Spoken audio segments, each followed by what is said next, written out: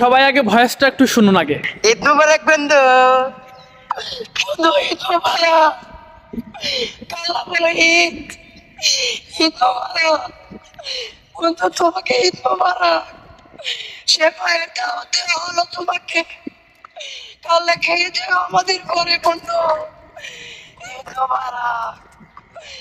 সাথে নুডলস আছে বন্ধু, ঈদ মুবারক। আমি জানি ভয়েসটা যদিও হাস্যকর, কিন্তু এই ভয়েসটা আমাকে প্রথম আমার ভাতিজা আমার কাছে দেয়।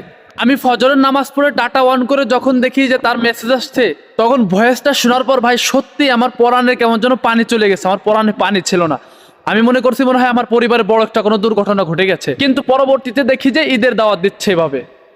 ভাই এ ধরনের ভয়েস কেউ কাউকে পাঠায় না, সত্যি পরাণে পানি থাকে না। আজকে আমি সত্যি খুব বেশি ভয় পেয়ে গেছি যে ঈদের দিনে এসে মনে হয় পরিবারে কোনো একটা দুর্ঘটনা ঘটে গেছে। তাই সকলের কাছে বিনীত অনুরোধ, অন্য কারো কাছে এসব ভয়েস পাঠালেও আমার কাছে এ ধরনের কোনো ভয়েস পাঠায়ও না, তাহলে আমি খুব বেশি কষ্ট পাই। ধন্যবাদ।